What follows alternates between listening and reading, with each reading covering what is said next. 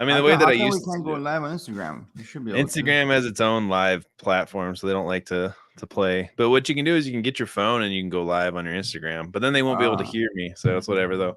Hello and welcome to the show. My name is Robert Lyon. I'm here with Gino Nadarab. Today we're going to talk about how to buy real estate with credit.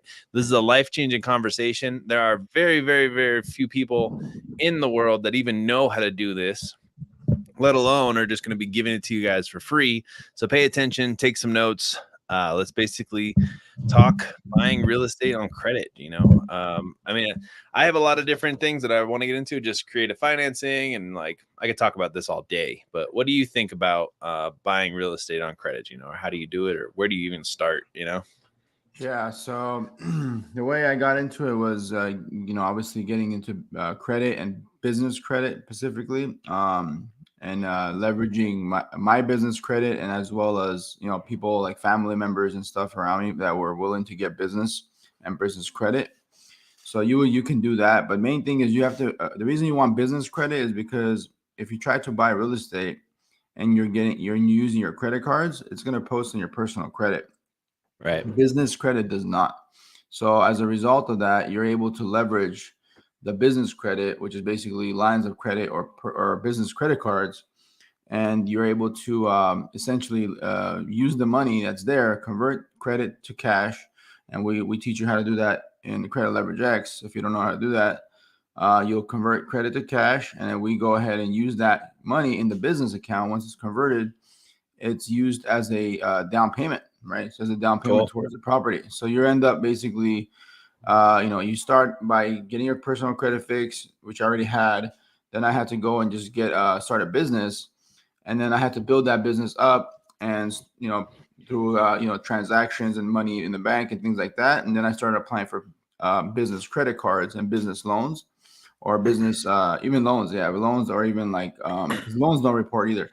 So loans, and essentially getting lines of credit, which is the end goal, is to get Mhm. like that, fat line of credit. But sometimes you might just, for me, it was just credit cards, and I was able to just leverage credit cards, all the tier ones, Wells Fargo, Chase, take the money against those credit cards, use that as a down payment. So I didn't have to use all my money.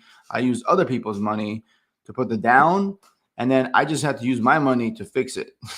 Right. And then at that point, I mean, I was like, well, I could even use other businesses that I've opened, to use that money that I got from them and use other business cards to fix the property. That's when I Hmm. started getting savvy. But initially, I just had my own money, and I used the money that I was going to use to buy the property. I used that to fix the property, Cool. and that gave me the leverage I needed, so I didn't have to come in. Basically, I didn't have to go blank and zero down, basically, and have no money at the end. Uh, you know, Yeah. So I mean, like, I've been in real estate with no money. I think you need cash flow. But like, as much as like everybody on the internet and all the gurus are like, I mean, you can get into real estate, right, without having a stream. And if you want real estate to become your full-time thing, I get it.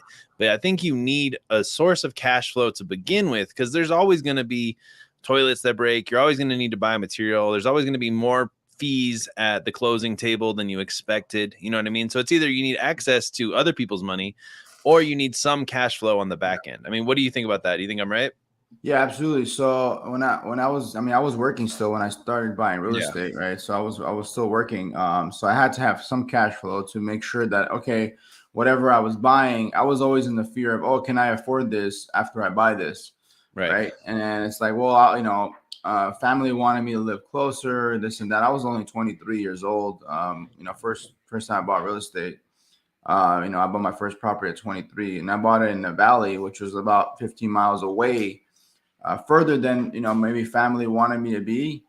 But I Yeah. mean, 50 miles for me was like nothing, right? I was like, I'll just drive whenever I want. It was definitely in the ghetto, but it wasn't like in like the nice parts of LA. But Yeah. you know what? Honestly, it was the best decision I made, because I was able to not have to feel under pressure to pay for the bill if I knew I could afford it. Yeah. And then I started to be able to start like learning how to like house hack. So then Hmm. I actually didn't even know about house hacking until I did it myself, just because I was like, well, I can just rent out, I can just rent out part of my house, And then eventually, I was like, it was the happiest day of my life when I knew that my mortgage was being paid for, and all the money I was making I was collecting, right? So then I ended up living with roommates for a little bit, and then I used that as an opportunity to kind of stack cash, right? Yeah. And then I just stacked a bunch of cash, and then buying real estate was a way to get into real estate was like you needed money. So if you wanted to fix property, you needed money. So it's like, well, I used other people's money to buy the real estate, and then I used other people to pay for my property, and then I ended up not paying for anything essentially, other than like maybe the utility bill or whatever. But then I also kind of like factored that into their monthly payments when they're renting from me, and then I started converting the additional unit. So then once I was done with the additional unit, I moved out of the whole house completely. And I moved into the unit, and then from there, it was no brainer because I was stacking cash, and then properties were getting paid off without my money. So other people were paying my properties. I was using other people's money to buy real estate, banks' money to buy real estate. So then I just stacked another $100,000 in like 6 months, and I bought another property. And I was like, dude, I can do this all day. You just build a little system. And at that point, I paid down my, I chose whether I wanted to pay down the credit cards, the banks that I used. I said, no, screw that. I'm just going to open up another business. And then I used another business as another leverage business that I started. Since I had cash, I was able to create another business and use that cash to get more business credit and then start rinse and repeat. But then but the thing is, I wasn't paying back the original ones that I bought. I paid those off, within the time frame, which is 12 months to 24 months. You have zero interest, right? With credit cards. So I took my time. I paid them back as I wanted to, and then eventually I got myself a line of credit on the house. And I used the house, which was like 5%, pay off the whole, the whole business credit. So that way, whenever I leveraged, I was still leveraged, but now I leveraged the house. So I never really paid anything back. I never, and that's how I was able to I was like, I'm not paying anything. Like, I don't want to pay for anything. At the end of the day, I'm just going to let the banks pay for everything. And then I'm just going to move my money. Right. How much credit did you get at the beginning? How much credit did you need to put down? I only needed $40,000. So you got $40,000 in credit. You put that down to put the deposit. You got the money. You got like a HELOC loan on the fucking house. Paid back the credit cards after the 0% or whatever. That's so gangster, dude. That's even more gangster than I even thought about. Left over, and I was like, dude, I can do this all day. So then I ended up going up, and basically at this point, I was like, well, I don't have to use any of my own money. So then I'm just gonna be like, other people's money all day. And then the bank was my best friend, and then I was like, well, how can I get more money? How can I get more money? How can I access more money? What else is there? Credit became very interesting to me, right? And it's like, well, I was like, this is a really awesome opportunity. And then I didn't have to go beg for the money, like raising capital is not easy. Okay. And asking people to give you money to invest in an asset, like it's not, people don't want to give you money. Nonetheless, the banks are more likely to give you money than people. Let's put it that way. For sure. So at the end of the day, if you have you have a good track record, you pay your bills, and I did at the time. I was paying off all of my cars at the end of the month. I was, I had a really good track record. Don't get me wrong. You have to. Was there any stress where you would have to pay the mortgage and the credit cards? Were you ever stressed? Or were you like, yeah, it's a little more expensive, but it's no big deal? The only stress I had was my tenants not paying. Right. That would do it. The only stress, I had money to pay for it. I just didn't want to pay for it. I was like, why should I pay for you to live here? Get the hell out of here. Yeah. Like at the end of the day, you're living in my house, right? So, and in California, it's, I wish it was, it was a lot easier just, to remove tenants. I mean, I'm a nice person. I try to work with my tenants. But essentially, there's a point where you're like, well, essentially you're like, at this point, I can't deal with this. But the only risk really in this scenario and that I just described is not you. As long as you are stable and you have a job or you have a other source of income, you're pretty stable. You don't have to stress about that. What your main stress is Are you going to be able to pay the lenders back on time? Are you going to be able to take a line of credit on the property if you need to? And is your credit good enough? And are your tenants going to pay down your property? That's your biggest stress, because at the end of the day, it's the banks, they'll give you the money. The house loan, if you get a house against the property, you'll get the HELOC if you got your credit right and you got everything else in order.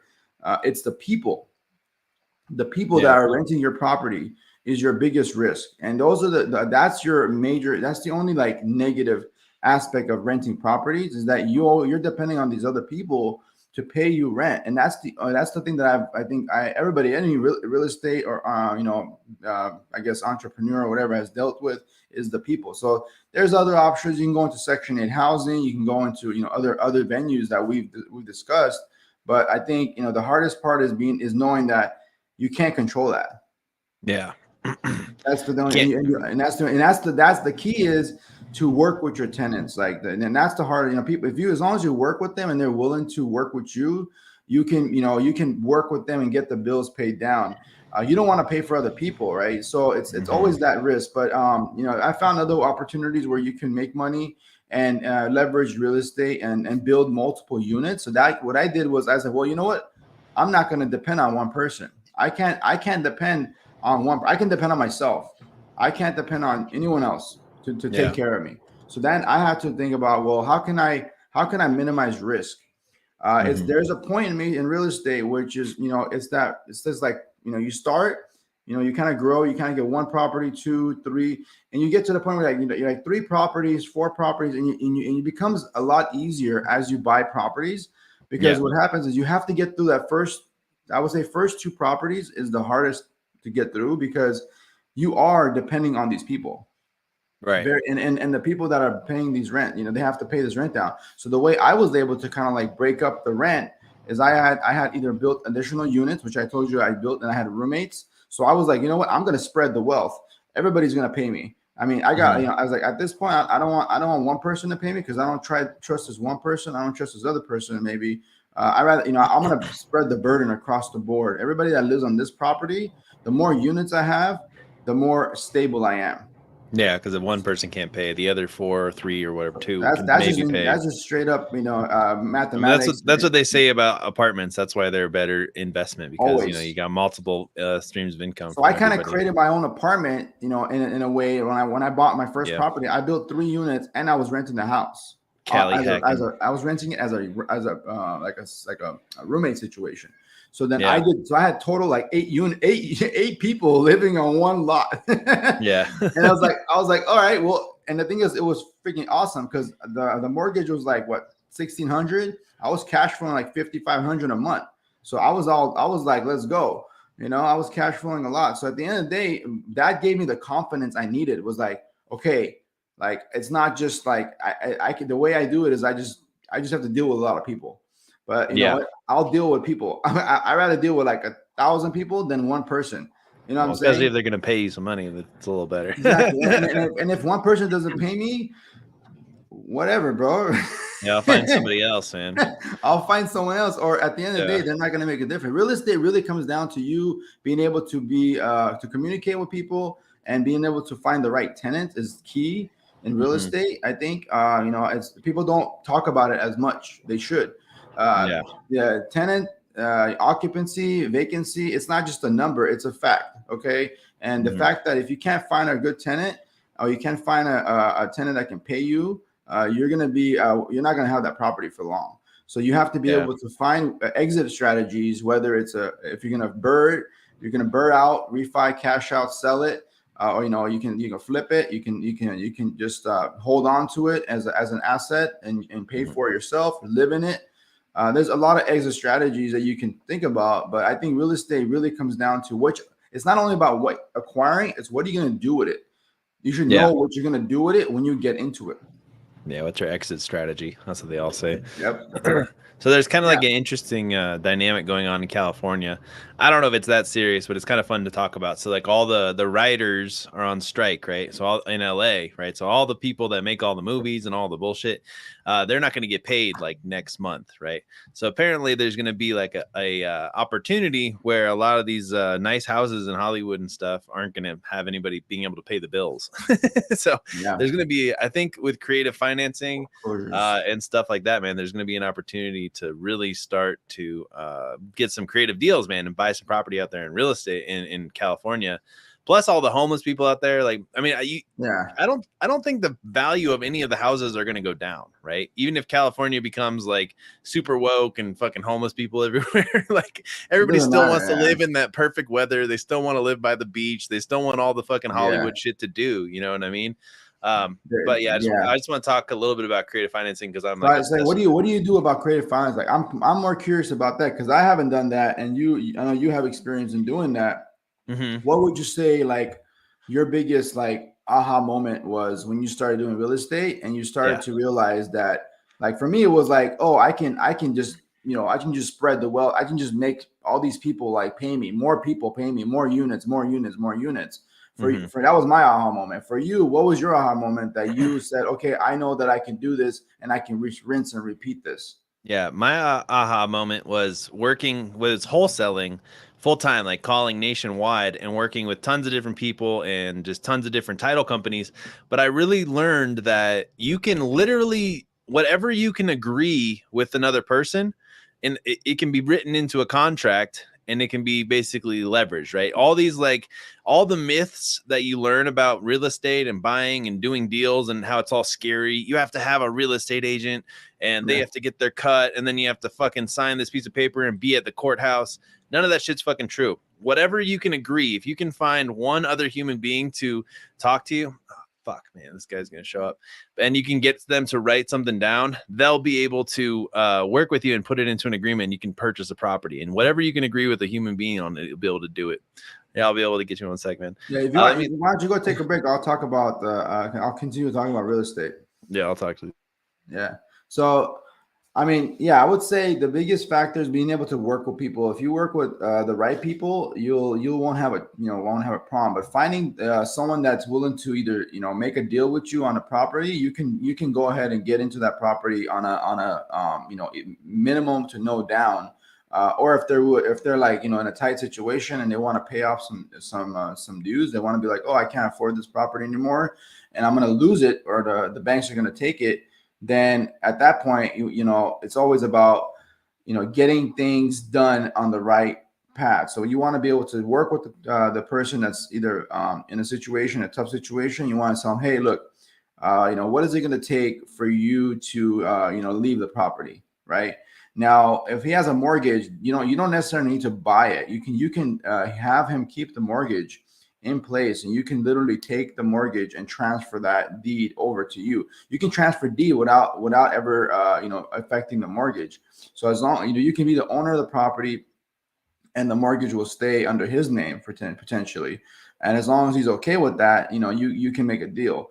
And your goal is you want to pay it off at a certain point, or you want to pay it down. Eventually, you will refinance it, and then put it under the business name. Another option is to be able to just come in and buy it like a short sale, but come in and buy it, off market, almost in the sense where you just come in and you tell them, okay, look, I'm going to give you some money and you're going to basically transfer this property over to me, kind of like a cash for keys kind of deal. And those deals are around, but now they're going to come back again with LA, the way things are going in Los Angeles and other states, as properties kind of like state, the prices are not going to go down, because whenever people have a mortgage, and if they have set up really good mortgages, they're not going to be able to afford those properties. So they're going to have to give up the properties. So the main thing is you have to understand, when you get into real estate, you have to be diligent and persistent, and you have to find the right deals. You want to buy with equity if possible. But I know obviously prices are not exactly cheap. They're definitely inflated. But still, if you can maintain the property, if you know what to do with it when you buy a property, you say, okay, I'm going to buy this piece of property. I'm going to do, X, Y, and Z to it. then I know that I'm going to cash flow this much money and my payments are going to be this much. So I can, I can make it work. And then you have to also realize that, how many people or what is it going to take to make sure you can get that cash flow so you can cover your original debt. And if you're borrowing money to buy real estate, you also have this, extra payment that's hanging over your head. So you have to be able to also account for that. So there's a lot of risk factors, but if you if you can do your math right and you can find the right tenants and you can do the right work on the property, you just got to do everything in a sense where it's one step at a time. Get the property, make the changes you need to do to the property, get the property rented, cash flow as soon as possible. I usually say within 3 months, you want a cash flow on the property. That way you want it on the market renting. If you have to do any renovation, any work within 3 months, it should be done. And then you're able to start taking that money that you didn't have and use that to pay off your original debt and also the mortgage. And at that time, I would say do not quit your job or anything like that. Don't go into real estate without a job or other source of income. You have to have some source of income before you get into real estate, unless you're wholesaling like Robert was. He was wholesaling property. He was finding deals, finding a buyer like me, and I would buy it and give him a cut, basically a wholesale fee to be able to get me that property. So I do that all day. I have like 5-6 wholesalers. They send me deals all over the nation. Texas, Ohio, Florida, California, and then all these deals I'm looking at, like, well, do I want this? Do I not want this? I run these deals and these plays and figure out whether or not this is something I want to do. Something I can share with you guys. Let me see if I can pull it up, if it allows me to present. Make sure video share screen.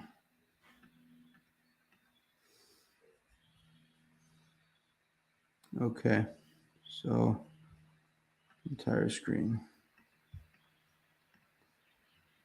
So if we go ahead and pull up this spreadsheet here. So this is a spreadsheet that I actually got from my mentor in the wholesale business, which is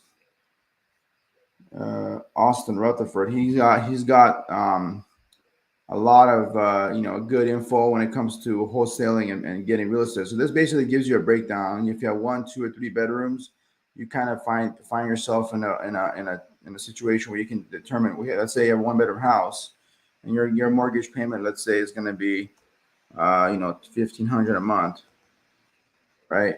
So you know that you have a 1-bedroom house, $1,500 a month. That's your monthly revenue, basically, or annual revenue is $18,000. You look at your property taxes. If your taxes are about, in California, you're probably paying like at least $3,000 in taxes, not more. And then you have your insurances are usually about $800. Cool, I'm back. Yeah, so I'm just going over the like a payment plan, how you would go into finding a good deal. So you're basically like your monthly profit with the revenue is about $321. So you would factor that into your you can also include vacancies and things like that with the spreadsheet. But yeah, Robert, let me get back. Well, where did you get that document, or did you make that? That was through Elevate when I could join the coaching program in Elevate with Austin Rutherford. This is the one that he was using, and it's totally. I have one of my own, but this was a lot better because it included vacancies. Yeah, which is kind of cool. Like this would calculate it calculates for you. Yeah, your vacancy basically. And you're looking at like what your actual deal is. Let's say you're buying a property for like $150,000, right? And then you're like, okay, so I bought this property for $150, and what's the renovation, right? Reno / purchase cost. So you're looking at reno maybe like $20,000. So you got to be able to look at your factors and see where you're at, and it's usually cool. you're using like first loan position is usually like a like a hard money lender. That's why it's at 9.5%, right? So you just kind of play with the numbers here. And the main thing is your cash on cash, right? Your cash on cash is a very important factor. We can go further into this, but this is something that we're going to get further into it when it comes to real estate.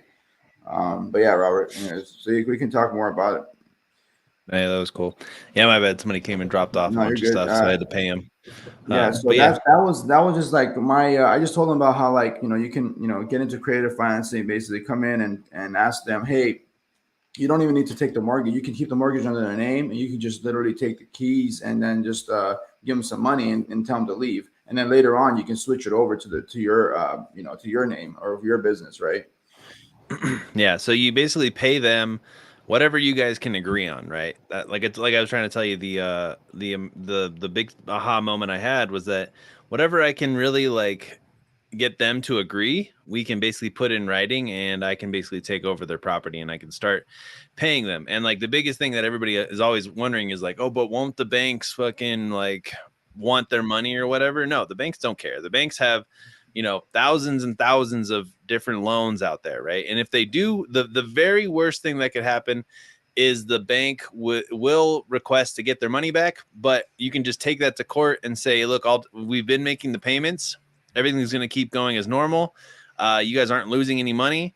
And if they won't do it, you can just get another bank to give you a mortgage, right? So that's literally like the worst thing that would happen is you have to basically refinance with some other freaking bank.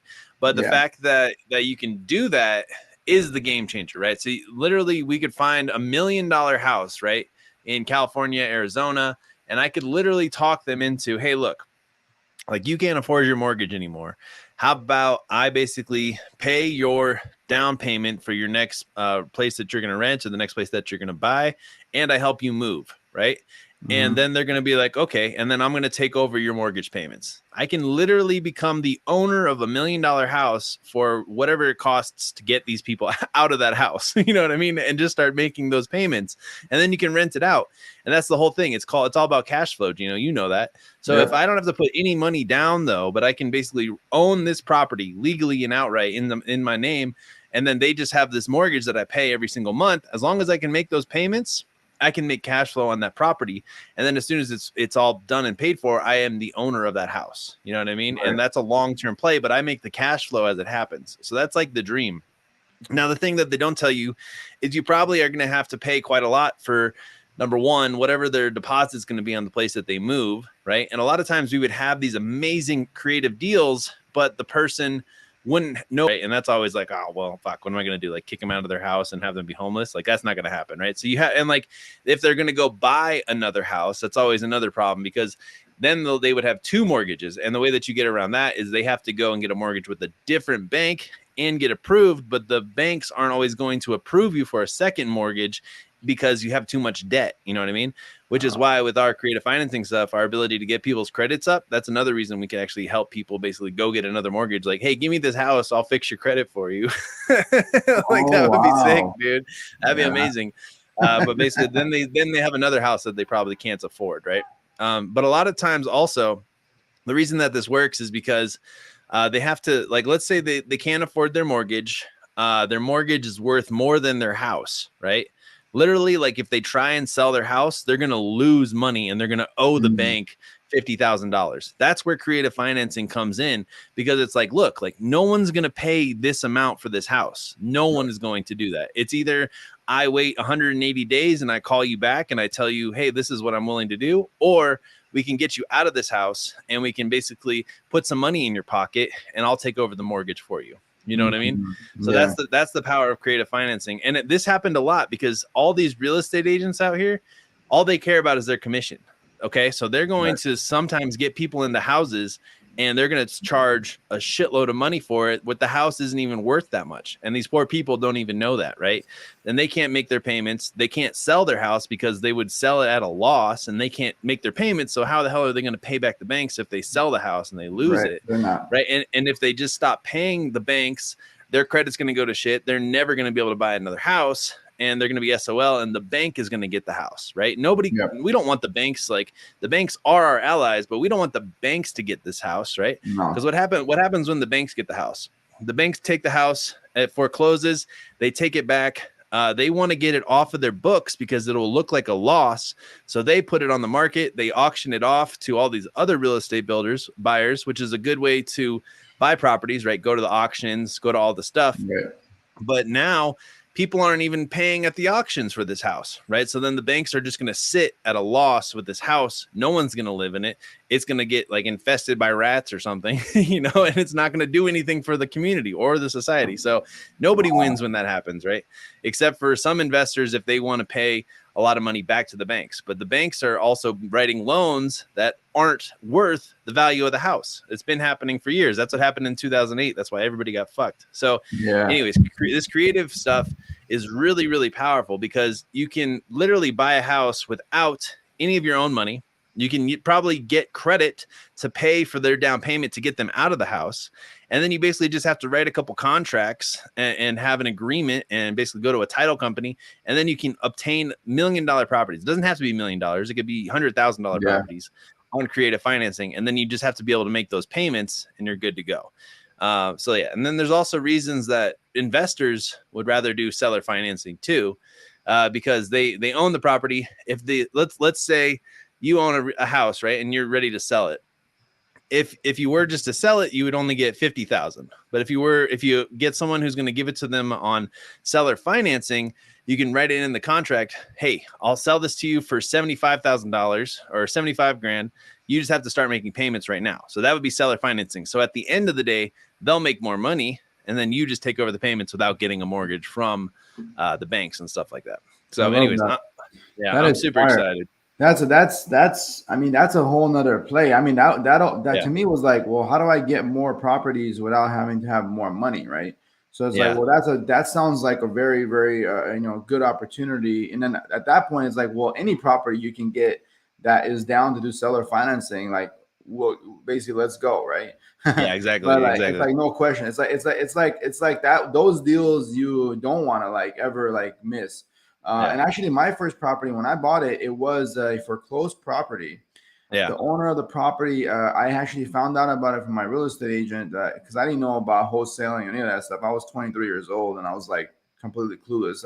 I was just an engineer, So I was like, well, how do I get a real estate? Oh, I got to get an agent, right? So long story short, the lady that her husband had passed, so they couldn't afford the mortgage payments. So if I had known, I would have I tried to get a hold of the owner, and my real estate agent was like, "Oh, she already has an agent." So he didn't. I didn't understand what that meant. That meant that she was already represented. She could not just go off market. Right, it was under contract. So it was already under contract. So then now I'm like, okay, so then how do I get this piece of property? Well, the only way it's going to be it's on the market now. They have an open house coming up, but if you're willing to put an offer in before like that they say open house or whatever, they'll consider it. So I was like, look, I want this house. Like, what is it going to cost? Right. Find out what they want. So then I was able to get the agent that was actually representing the property to basically disclose, what we needed to put down essentially. And it was like, for me, it was like, well, what's the price difference? It was either a $5,000 difference. Like I was like $5,000 or $10,000 difference between me getting the house and me not getting the house. Right. So, and I was like, well, okay, well, I'm going to I'll put an extra 5 and I'll make it 6 just to be safe. Yeah. So then I actually, and then when after I heard that I got the property, I was like, oh, sweet. Was it because I put the 5 down? He's like, no, it's because you put the 6 down. So that was the big breaker. That $1,000 made it or broke the deal, right? So I was like, I got the property under contract for like $311, and whoever offered before was $310.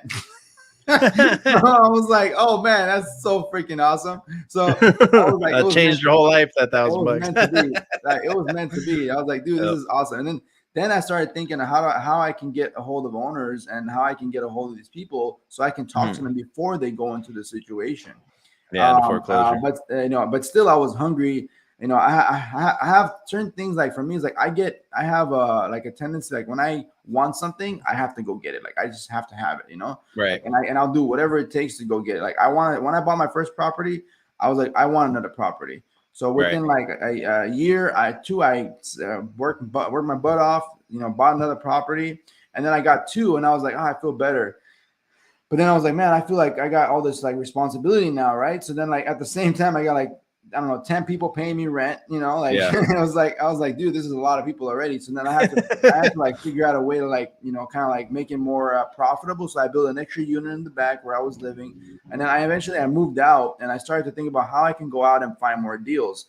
And the way I found more deals was I started to, you know, do more like outbound marketing and started like hitting up these people that actually were interested in selling their properties, or they were like on the market, off market, looking for, you know, for deals. I didn't even know about wholesaling at all. I was just Yeah. outbounding, and then I started talking to people that were interested in like getting rid of their. They were like in a tough. Like I got lists basically, like for example, foreclosure list, right? I got the county list. So the list was the key. And then when I started, I got into the Elevate program and I started to learn more about wholesaling. And then I started to realize how I can get into these high end properties like multi units without any money down, which is what you're talking about. And the cool thing that I was gonna just say, like, well, before I forget, is let's say that they already have a real estate agent, right? So they don't want us, because like the real estate agent isn't gonna make as much money if they don't sell the house, right? They want their 3% or whatever. So if the owner though, if you make an agreement with the real estate agents, right? Say, hey, look, I'll still pay your realtor commission. Okay.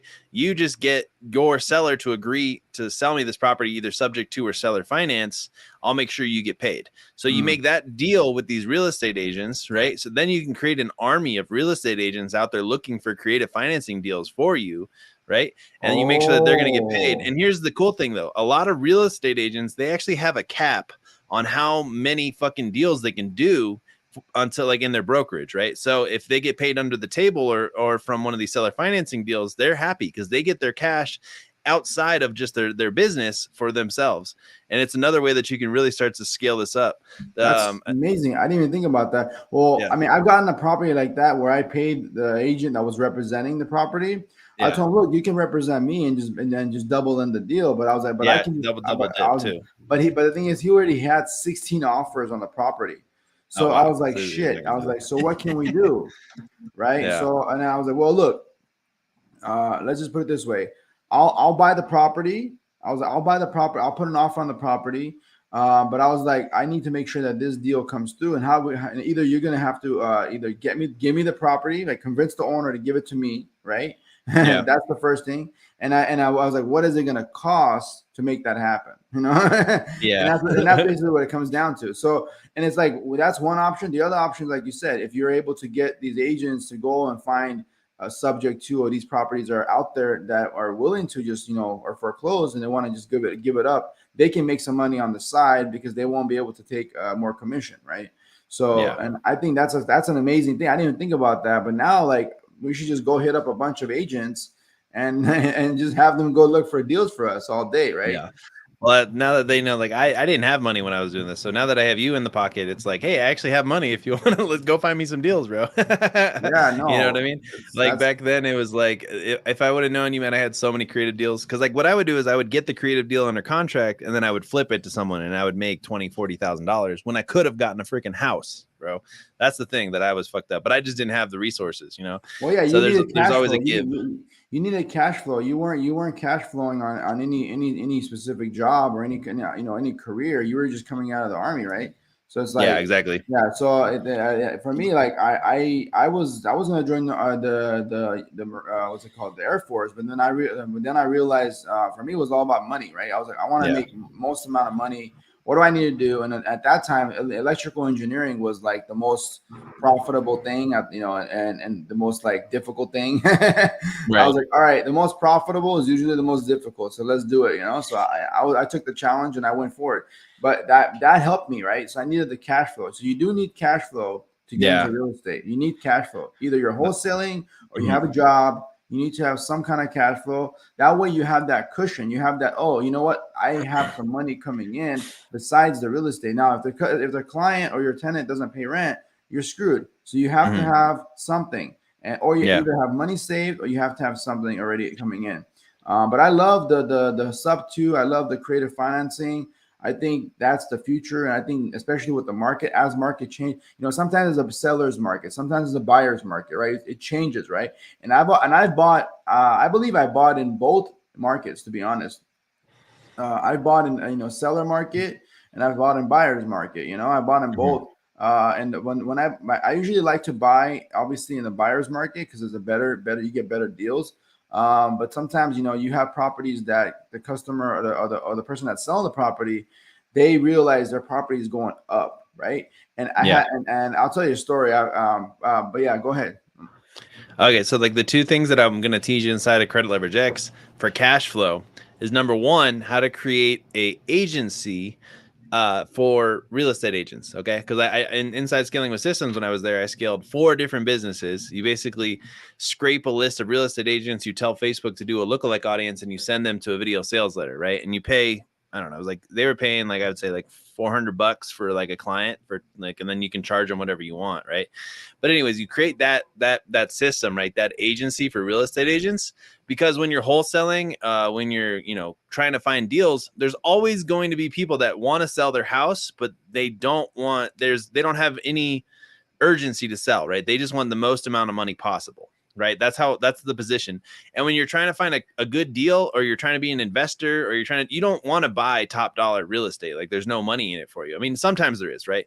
But Yeah. so you sell all those leads to the real estate agents, Mm. and then the real estate agents are essentially paying for your marketing so that you can find these discount deals, these fix and flips, these fucking creative Mm. financing, these wholesale deals, right? And then you also make cash flow from wholesaling, right? The deals that just don't quite have enough meat on the bone.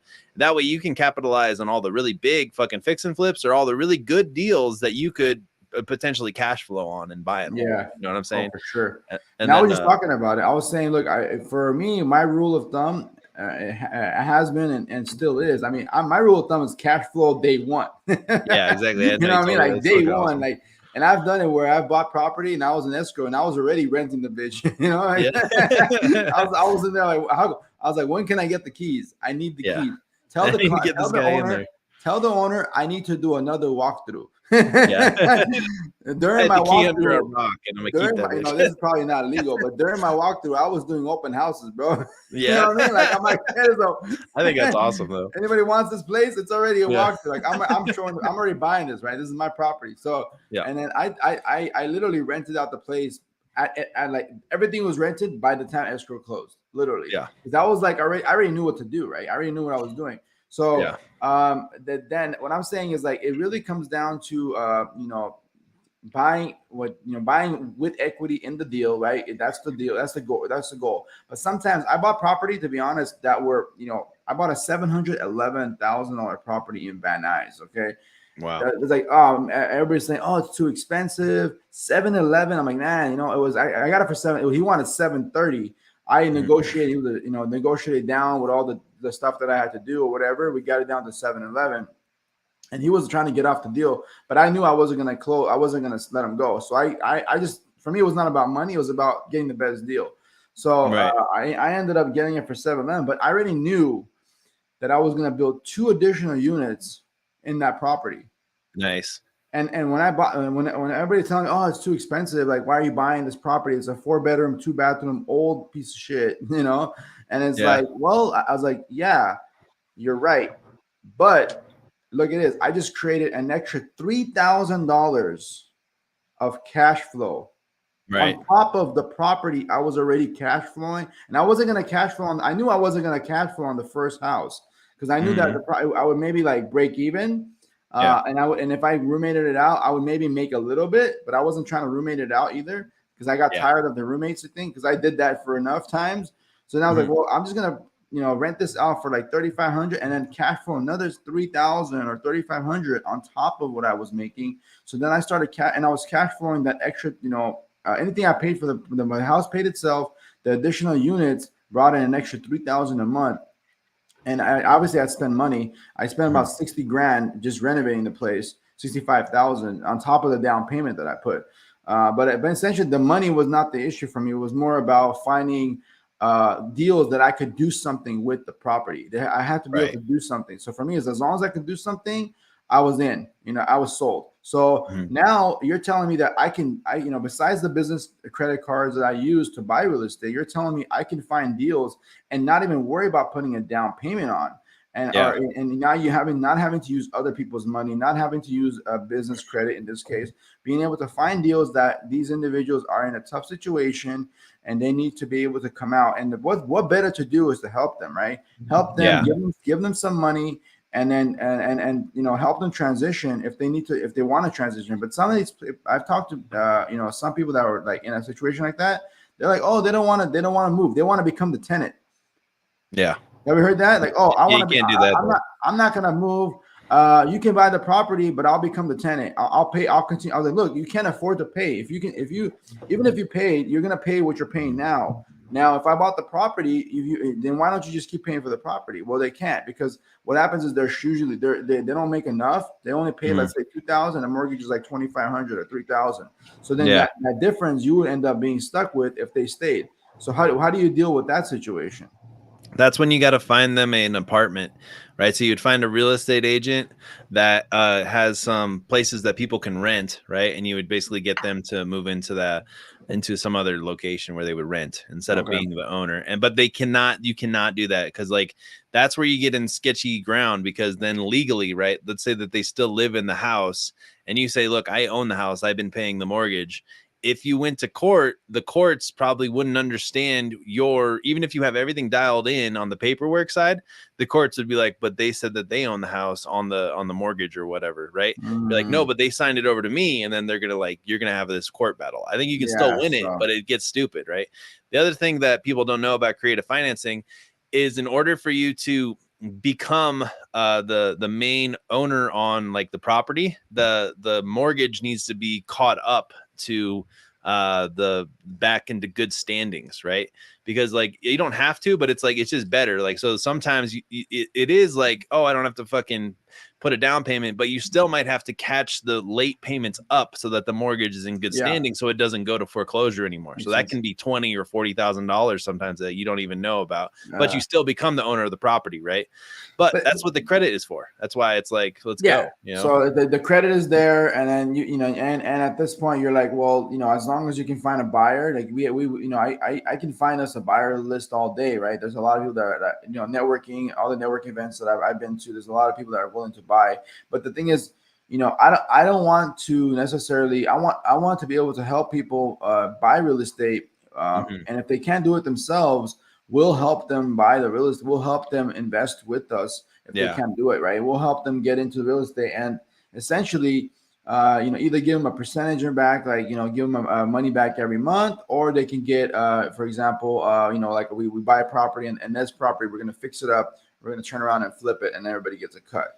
So there's other opportunities for anybody that's trying to get into real estate. But I think what you're talking about is like, it's like the holy grail, like what you're talking about. That is the holy grail, And like I said, and people just don't know about it. But I literally would tell you, like, 1 out of every 100 good leads that I had on real estate deals, I could turn into a profit with creative financing. Nice. And then I could also wholesale some other deals, and we could buy and fix and flip a lot of them. But there's just a lot, like, if you really just get into the weeds of like trying to make a wholesale business, you talk to people all day about selling their houses, and all you need is somebody who's willing to listen, who wants a little bit of help. And at the end of the day, like, they're going to get some money out of this deal. They're going to get like $5,000-$10,000 in their pocket, like completely whatever. And then they just have to basically move on and let us take care of the house. And they just have to and that it's all legal. I love that. And there's a lot of weird situations out there for I people love that. that own houses. That sounds like a plan for me. Yeah, exactly. Well, I was like, I want to get people in our program, $100,000, $200,000 in credit, and then let's say $20,000, you can basically get a creative financing deal, or $40,000, you can do what you said, which is put the down payment on and own the thing out free and clear.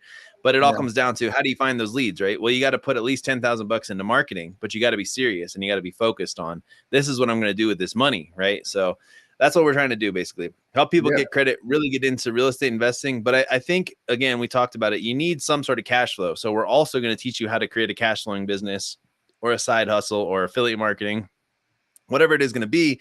So you have some cash coming in, and then you can use the credit and buy real estate and start to multiply. And there's just parts of the country right now where you can even buy a house for $50,000, $100,000, all and just buy it free and clear, and then figure out how you're going to pay the credit cards back. I'm excited, man. That is excitement for me. I'm like, I'm just waiting to get started on this, and I really, I realize that, doing the marketing and really getting serious, and you have to really, like, that has to be your focus, like, and it's really, it takes a lot of time to find deals and get on the phone with these people, and it does take a lot of time, and I understand that, and that's one thing that we want to do, and we want to be able to do it on a high level, because I think we essentially, there's deals out there, and we just have to go find them, right? Yeah. And as long as we can find deals, and basically either with equity or with someone willing to just hand them their keys,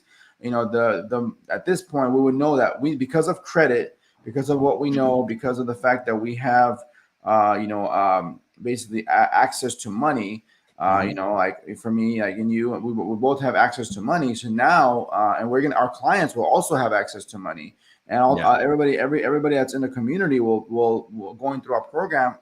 At the end of the program, they're gonna have either some form of cash flow business that they're gonna create with us, or they're gonna are gonna help them build their business that they're gonna try to make if they're already working, so they can build the business. And if they want to get into real estate without worrying about the cash flow because they already have a job, then they can go ahead and just use the money that they got from credit and invest into real estate.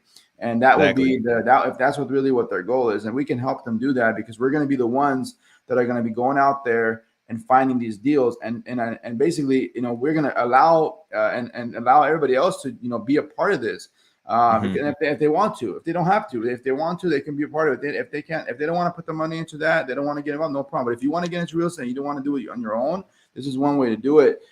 For me and Robert, I'm going to be the end buyer if it's not someone else. Either I'll buy the property, or Robert will buy the property, or we're going to go ahead and turn around and give it to someone else that wants to buy the property.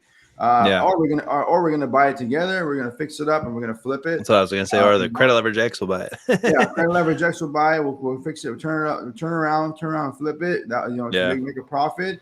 We can do that all day. But I'm as you know, Robert. I'm all about like equity. Like, I'm an equity guy. I mean, cash is king. Don't get me wrong. You need cash.